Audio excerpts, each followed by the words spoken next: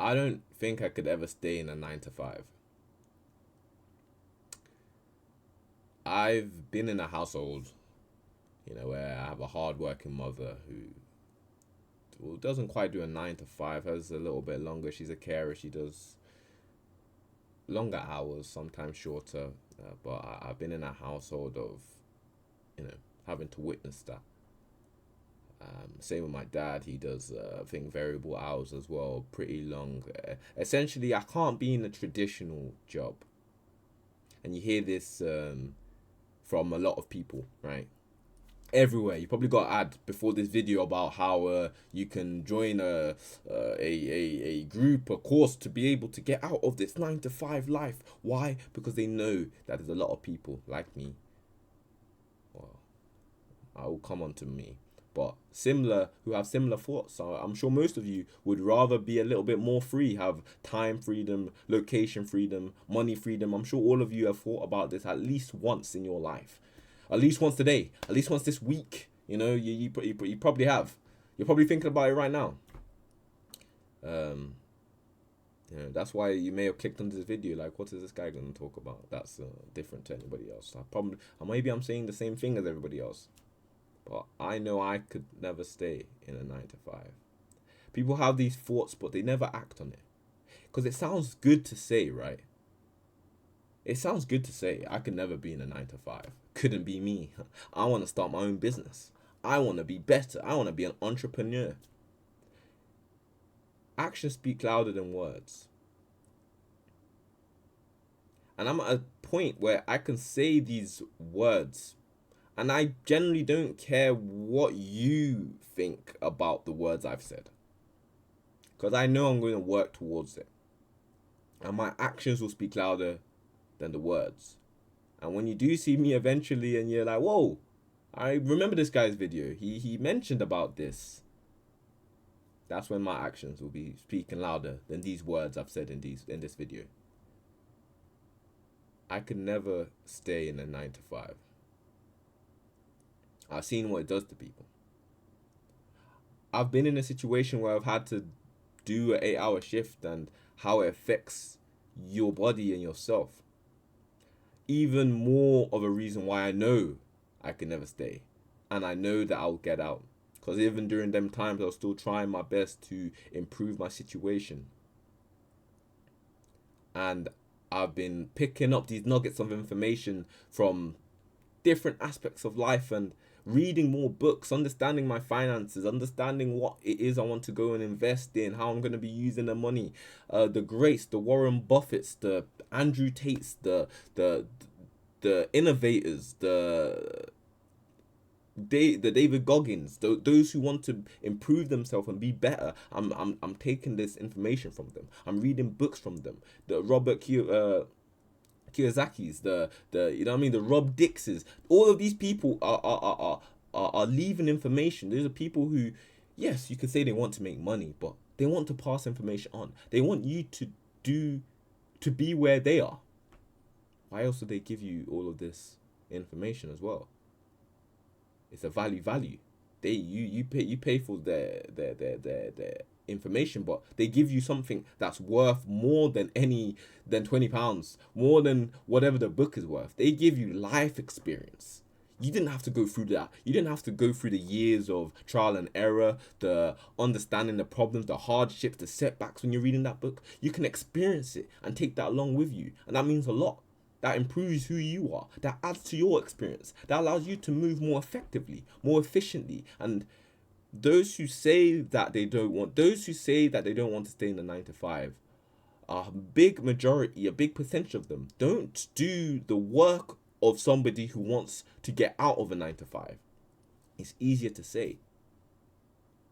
I used to give advice to those around me, the percentage I'm talking about. I used to give advice like, you could try and do this. You could, advise them here, advise them them. They'll have a few problems, and I would say, yeah, you could try to do this. It might make you feel better. It might help you in general. And what I learned is, no one wants help. No one wants. People will ask for advice, but they don't want advice. They don't want to be helped. They don't want, which is ironic, right? They ask for advice, but they don't really want advice. They want comforting. They want, oh, but everything's going to be okay. Everything's going all right. I've stopped giving advice of that nature. I've stopped doing, because I've seen how this doesn't, it doesn't go in. It doesn't get absorbed. The work isn't being done. It's just it's coping. It's easier to say all these nice and floaty things instead of doing the work, understanding the situation. You want to get out of the situation, yet you still keep building up your liabilities. You want to be financially free, but you build up the liabilities. You take more things that will cost money, and it doesn't help your goal, right? So I understand this more and more. So when I'm talking here, it's generally at a point, I'm at a point where I'm like, those who will take it will take it. But I'm not going to now, go out my way to try and help. It's here. I'll put it here. And when the time comes, I'll naturally say it. I'm not, I used to sometimes displace myself, overthinking about how I can help, overthinking about, really being enthralled in their problems and their issues when they didn't even care to begin with. Like Eureka hit, I started to see things better.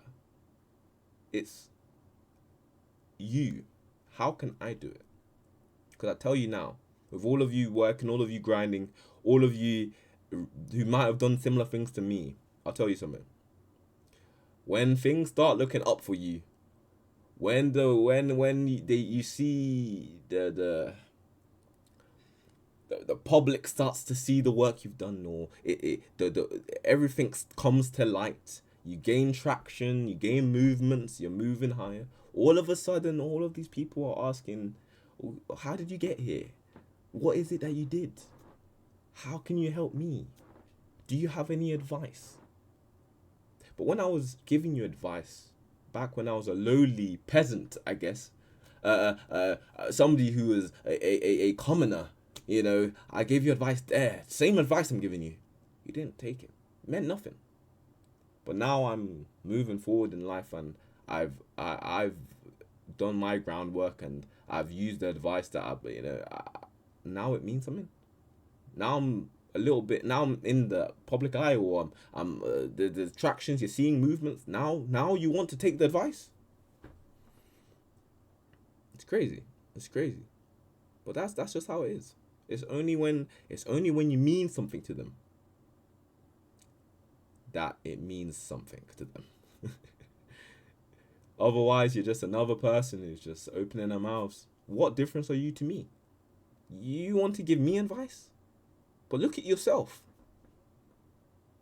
Look at yourself. So use that.